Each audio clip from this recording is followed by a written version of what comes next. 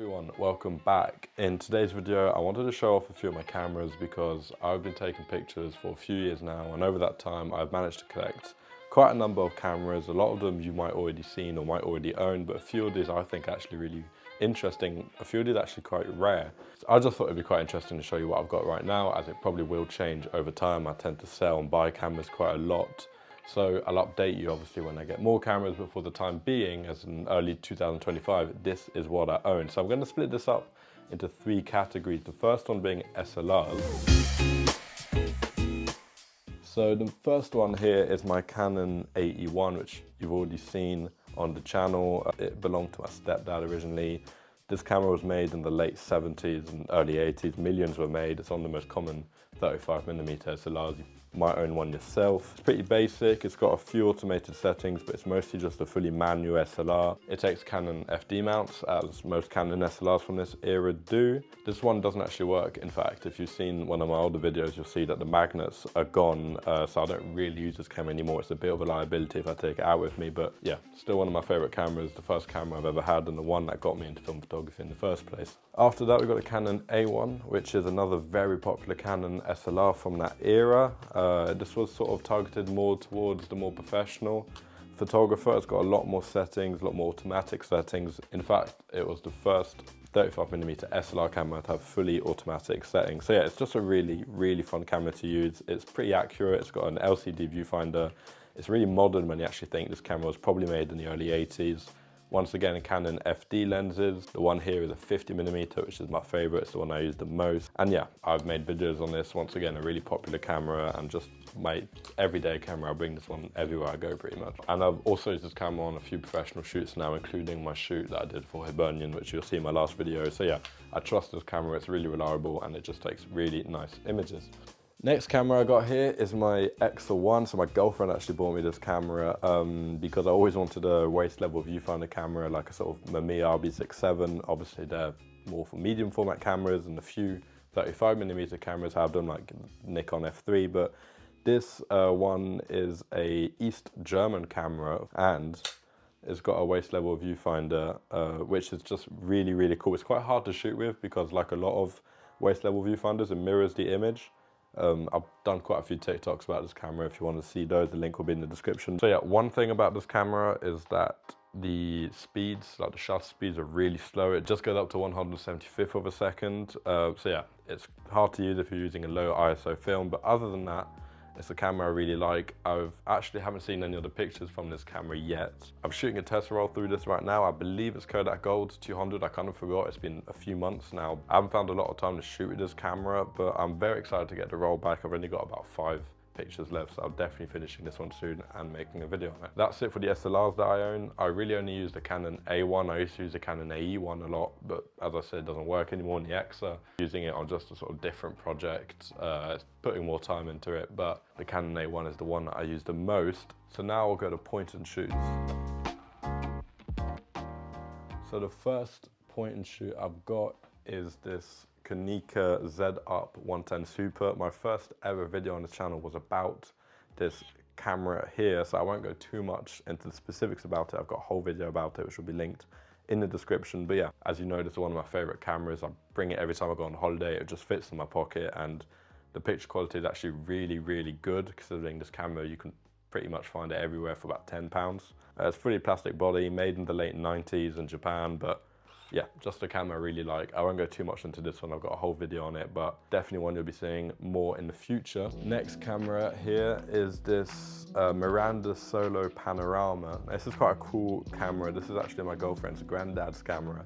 I believe this was made in the very late 90s or in the early 2000s. It's a really cheap plastic camera. It feels more like a toy, to be completely honest, than an actual camera. So it basically mimics a panoramic camera in that there's a small mask over the frame that slices the top and the bottom of the image off, sort of making it look stretched out. So it's obviously not a true panoramic camera. It's still a 35mm normal frame.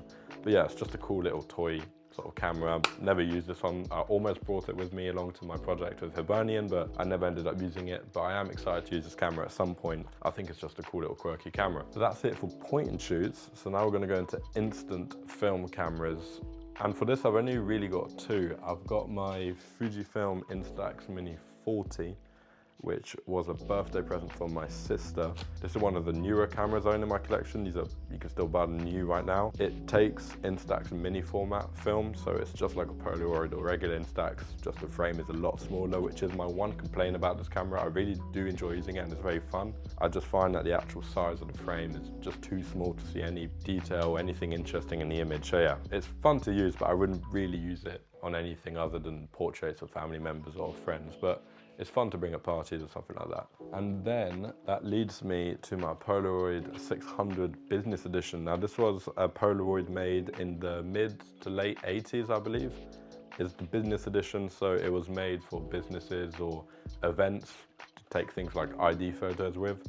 I picked this camera up on Marketplace for I think roughly £10 without truly realizing how expensive Polaroid film is, because I think it's something like 20 or 30 pounds for 8 images. I mean, it's just absolutely ridiculous. But yeah, I do really want to shoot with this camera. I love Polaroids, always have before I even got into film. Ironically, this camera being from the 80s has got a lot more features than the Fujifilm has. Obviously the frame is a lot bigger, which makes it a bit more interesting, but you can actually focus a lot more. You can add or remove brightness, sort of compensation for exposure. Yeah, it's just, I'm excited to use this. I'm pretty sure it works. Obviously with Polaroids, the battery comes in the actual film pack, so I have to buy some film to use it at some point, but I'm very excited to use it. As of now, it's more of a display piece than anything else, but I'll definitely be using this in the future. And now I'm just gonna move on to the sort of random cameras. I don't really know what category to put any of these in. So we start here with these cameras here that my girlfriend actually bought for me. These are Kiev Vega cameras. They're small pocket 16mm cameras that were made in the Soviet Union, I think from the early 60s up to the mid 60s. I've actually got every single edition of this camera, the 1, the 2, the 3, and I've got more at my girlfriend's house. But yeah, my girlfriend bought me one of these and then for some reason I've ended up with all of them. But I'm very excited to try them. They're basically replicas of the Minolta 110 16mm cameras. They're identical replicas. You can in fact interchange the parts from its Western counterpart, but it's just a really cool little camera, a bit of history. There's even rumors online that the KGB actually used these cameras for espionage. Whether or not that's true, I don't know, but I'm very excited to use this camera. It's quite hard to find the film for this camera, so I have got it here, but you have to get it from America. It's just a bit complicated, but I'm definitely excited to use these cameras at some point in the future. I've got a few of them, as I said. I just think they're really cool pieces of history, and yeah, they're really fun cameras to have in my collection. Now, talking about history, this is my latest camera that I've got in my collection. Also, ironically, the oldest camera by a mile I have in my collection. This is a Kodak Pocket Junior 1, which is a medium format camera that Kodak made from about the late 20s to the early 30s. I think this one, there's no serial number on it, but from the research I've done, I'm guessing it's probably from something like 1928, 1929 maybe. It was made by the Eastman Kodak company. This one's actually made in the UK, which is quite cool. Yeah, it's just a really, really cool camera. It goes up to 1/100th of a second, and you've got a bulb mode, a timer. Now the aperture is quite interesting because it goes from 7.7 up to f/45, which is just completely ridiculous. I don't think you can really use that nowadays. I'm not sure if maybe the film was different back then, but it's just a really cool camera. It's also probably the first medium format camera that I'm actually going to shoot. I've never shot on one. I always wanted to, but just never had the opportunity. So I think this is going to be the first one. I'm really excited to try it. Everything still works, the shutter and all the speeds. Yeah, I bought this in a charity shop the other day for £5. These normally go for 15, 20, 30 pounds online, so they're really easy to find. But yeah, just a really cool looking camera, a great piece of history, and I'm just really interested to see what the pictures are like from this. And then lastly, we're going to go into my sort of video cameras. So they're still film obviously, but these are more for motion picture. So starting off with my UMIG C3. So this is a 8mm camera from the 50s. It was made in Austria. I bought this on eBay I don't know, about 8 years ago for about £20. Yeah, it's just a really, really cool camera. As I said, it takes 8mm film. It's a little pocket camera. It's super well built and it completely works like it should. You simply wind the film on the side here to get it to work. There's no batteries or anything. It's fully manual, obviously. And then you just press on this button at the back and yeah, it shoots film. It's just an amazing condition. You've got the aperture here, it goes from 1.9 to 16. It's got 2 or even 3 lenses, I think. Never managed to use this, obviously. 8mm film is hard to find and very expensive. And to be completely honest, I can't ever see myself using this with actual film, but it's just a cool thing that I like to have in my collection. And finally, my Super 8 camera. This is a Koka, I believe you pronounce it. It's a Japanese brand. This was probably made in the 70s. I bought this in Paris at a flea market about 5 to 6 years ago. It came as the bag and all the original paperwork. It's just a standard Super 8 home camera. It's in brilliant condition. Everything still works, obviously.